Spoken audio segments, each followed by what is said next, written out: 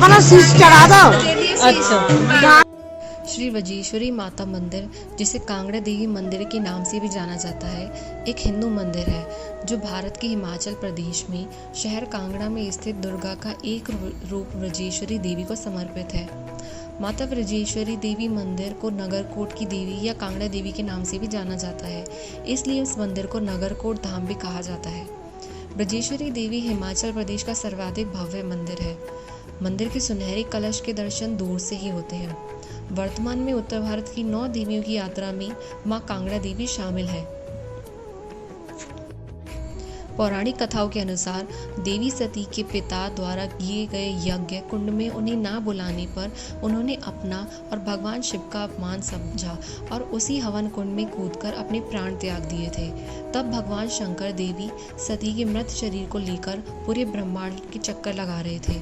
उसी दौरान भगवान विष्णु ने अपने सुदर्शन चक्र से सती के शरीर के 51 भागों में विभाजित कर दिया था और उनके उग धरती पर जगह जगह गिरे। जहाँ उनके शरीर के अंग गिरे वहाँ एक शक्तिपीठ बन गया। उसमें से सती की बायां वक्ष स्थल इस स्थान पर गिरा था, जिसे मां वज्रेश्वरी या कांगड़ा माई के नाम से पूजा जाता है। कहा जाता है कि मूल मंदिर महाभारत के समय पौराणिक पांडवों द्वारा बनाया गया था। किंवदंती है कि एक दिन पांडवों ने देवी दुर्गा को अपने सपने में देखा था, जिसमें उन्होंने उन्हें बताया था कि वह नगरकोट गांव में स्थित है और यदि वे खुद को सुरक्षित रखना चाहते हैं तो उन्हें उस क्षेत्र में उनके लिए मंदिर बनाना चाहिए, अन्यथा वे नष्ट हो जाएंगे। उसी रात उन्होंने नगरकोट गांव में उनके लिए शानदार मंदिर बनवाया। 1905 में मंदिर को एक शक्तिशाली भूकंप से नष्ट कर दिया गया था और बाद में सरकार द्वारा इसका पुनर्निर्माण किया गया था।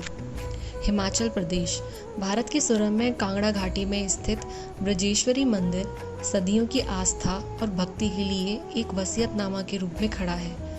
अपनी जटिल वास्तुकला, समृद्ध इतिहास और आध्यात्मिक महत्व के साथ यह मंदिर दूर दूर से तीर्थ यात्रियों और पर्यटकों को आकर्षित करता है, जो इस क्षेत्र की प्राचीन परंपराओं की एक झलक दिखाता है। मंदिर सांस्कृतिक और सामाजिक समारोह के केंद्र के रूप में भी कार्य करता है। कलाकार और संगीतकार अक्सर पारंपरिक लोक नृत्य और भक्ति संगीत का प्रदर्शन करते हैं, दर्शकों को अपने कौशल और जुनून से मोहित करते हैं। ये प्रदर्शन न केवल मनोरंजन करते हैं बल्कि क्षेत्र की समृद्ध सांस्कृतिक विरासत को संरक्षित और बढ़ावा देने के माध्यम के रूप में भी काम करते हैं। मुख्य मंदिर परिसर के अलावा वज्रेश्वरी मंदिर एक लुभावने परिदृश्य से घिरा हुआ है, जो प्रकृति के उत्साही और रोमांच चाहने वालों के लिए एकदम सही है। स्थानीय कला और शिल्प में रुचि रखने वालों के लिए मंदिर का बाजार हस्तशिल्प, पारंपरिक वस्त्र और स्मृति चिन्ह की एक रमणीय श्रृंखला प्रदान करता है। ट्रैवलर्स जीवंत रंगों और जटिल डिजाइनों में खुद को डुबो सकते हैं। इस क्षेत्र की समृद्ध सांस्कृतिक विरासत का एक टुकड़ा घर ले जा सकते हैं। तीर्थयात्री जैसे ही मंदिर के पास पहुंचते हैं, उनका स्वागत जटिल नक्काशी और मूर्तियों से सजे भव्य प्रवेश द्वार से होता है। वास्तुकला नागर और इंडो आर्यन शैलियों के मिश्रण को दर्शाती है, जो मीनारों और गुंबदों की विशेषता है जो मंदिर की संरचना को सुशोभित करते हैं। बाहरी दीवारों में उत्कृष्ट पत्थर की नक्काशी है जो हिंदू पौराणिक कथाओं के दृश्यों को दर्शाती है, जो इस क्षेत्र की शिल्प कौशल और कलात्मक प्रतिभा को प्रदर्शित करती है। मंदिर में प्रवेश करने पर भक्त एक शांत वातावरण में छा जाते हैं, जो प्रार्थना और मंत्रों की गूंज से गूंजयमान रहता है। गर्भगृह में वज्रेश्वरी की दिव्य मूर्ति है, जो जीवंत वस्त्रों में विभूषित है और कीमती रत्नों से सुशोभित है। मूर्ति शक्ति और अनुग्रह की आभा बिखेरती है, जो उन सभी के दिलों को लुभाती है जो इसे देखते हैं।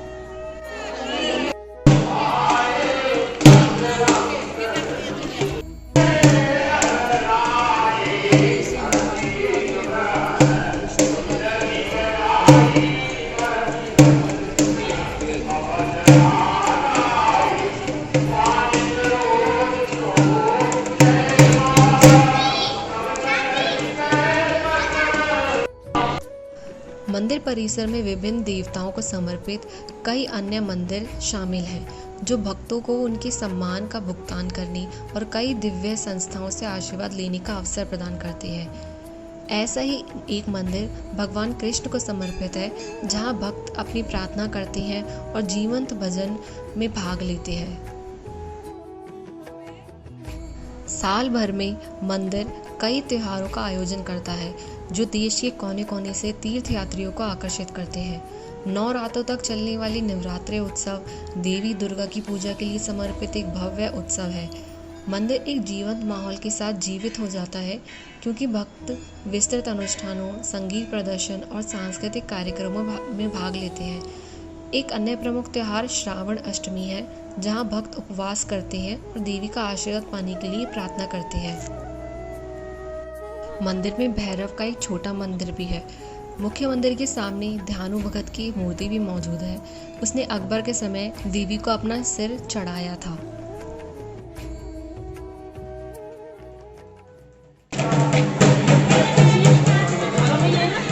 दादी ने बोले दादी पर माँ पर ना भाई इन पे जाता। फिर एक दिन इन्होंने मैया ने दया सकना, अरे धादी बेटा लाल तू बड़ा शोर है नींद में, तेने तो मेरी जात भी ना करी, मेरे बेटा लाडले प्यारे। और देखे मैंने तो नल राजा को अपना दूध पियायो, तू मैंने पालो, माँ मर गई छोड़ के तेरी, और दादी तू जात को कब आवेगो। तो पूरे गांव में और पास प्रचार करते, बोले भैया चलोगे नगर को जात को, भैया तुम कब चलोगे भैया जात को। हाँ भैया हम चलेंगे। भैया क्या सवारी है प्यारी, कि हम 2 हैं। भैया चलोगे जात को, मैं अकेला हूँ। तो भैया हम कहते पैदल चलो न जाएगो, कि मैं चक्का चलाऊंगा, मैया सलीमा दिखावेगी तो मैं वो दिखाएगी। तो जब आते युद्ध करिए ना अकबर थे, तो जब माँ ने कही है धांधू थे आँख नीच सवरी अपनी या पे संगत पे, अपनी जाति पे, भगतन पे, और देखो तो मैं कैसे सलीमा दिखाती हूँ। तो कितनी देर मैया, कि 10-15 मिनट भी नीचे ले आँख, जैसे 10-15 मिनट की आँख बीच ऐसे कर करके 15 मिनट में यहाँ ला के रख दे मैया ने। करो जात अकेले ही जात दे रहा नहीं, औरों को भी लाया नहीं, मतलब बिना शादीशुदा ही हूँ। वो शादीशुदा की तो बहन पतो ना है, मैं इतनी जितनी पतो है, माँ मर गई जन्म तेरी बनिए को बेटा आएगी। दादी जो है दादी ने पाला, दादी पर ना रही गरीब आई में जात बरा तो कौन पे है रही टाइम पर। तो माँ ने धरो या बच्चों, अच्छा हाँ माँ ने पालो, हाँ माँ ए दादी बेटा, कि माँ तुम कौन सपने में, कि मैं दुर्गे हूँ मैं। अरे लांगरा बेटा वो आयो न जात को न धादू, कि आवे वो माँ मैं जा रहा हूँ, तू का जाएगा, मैं ही जाऊँगा। सोते की बुलबुली करी माँ ने, सोते के ऐसे कर करके जगाए बैठ रहे वो, कि माँ कि जरा मत मैं दुर्गे हूँ, तू मेरी जात को ना आ रहा, तो मैं जल्ला हूँ कल्ली में उपचार करती हूँ। सोते जाके सवेरे उठते ही नहा धो के माँ की पूजा करके, और पूरे गांव में गांव डोलो भूखा प्यासा नंगे पैर की माँ की जात करने कौन कौन चल रहा, मैं चल रहा हूँ। जैसे हम तुम्हें कौन कौन चल रहे हो, क्या क्या चल रही हो तुम घर में, क्या कौन कौन चलोगे। अभी हुई नहीं, अच्छा मंदिर से दर्शन करके वापस आते हुए हमें बाण गंगा नदी भी दिखाई दी। बाण गंगा उत्तरी भारत की एक नदी है। यह चिनाब नदी की एक महत्वपूर्ण सहायक नदी है। बाण गंगा कटरा, जम्मू कश्मीर से होकर बहती है। यह नदी हिमालय की शिवालिक श्रेणी के दक्षिणी ढलान से निकलती है। यह वैष्णो देवी तीर्थ यात्रा पर हिंदू भक्तों के लिए एक महत्वपूर्ण पड़ाव है, जहां कई लोग अपनी यात्रा जारी रखने से पहले स्नान करते हैं। नदी का नाम प्रतिबंध, तीर और गंगा नदी से जड़ों से आता है। माना जाता है कि मां वैष्णो देवी ने एक बाण से उपनदी का निर्माण किया और उसमें स्नान कर अपने केश धोए थे। यही कारण है कि नदी को बाल गंगा के नाम से भी जाना जाता है।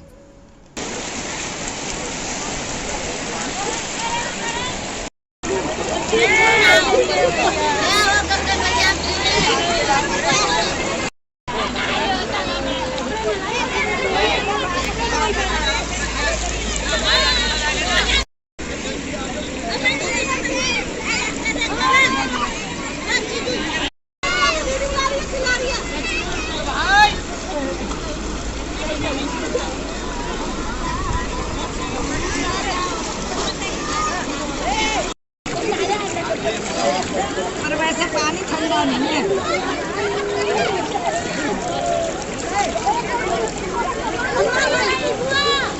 हम तो कपड़ा लाए बिना मिलके।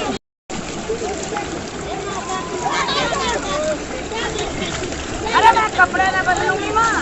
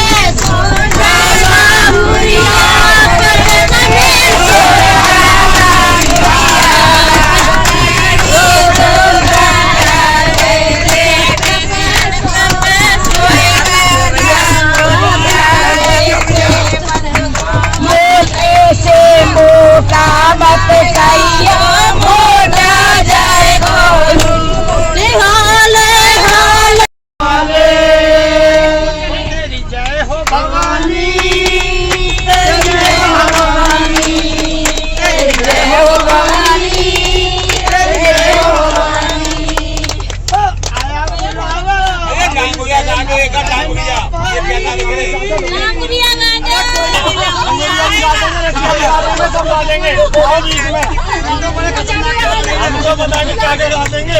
नाचना गाना बजाना सब आता है।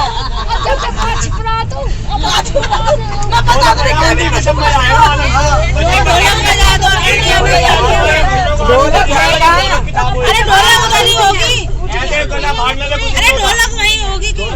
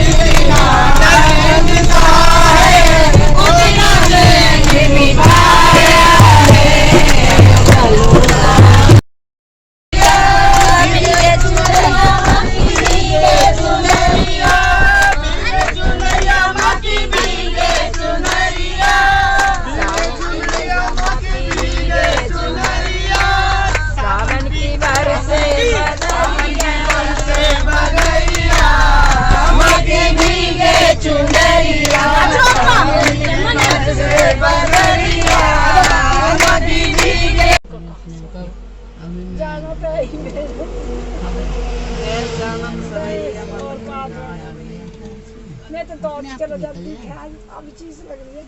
क्या करोगी तुम?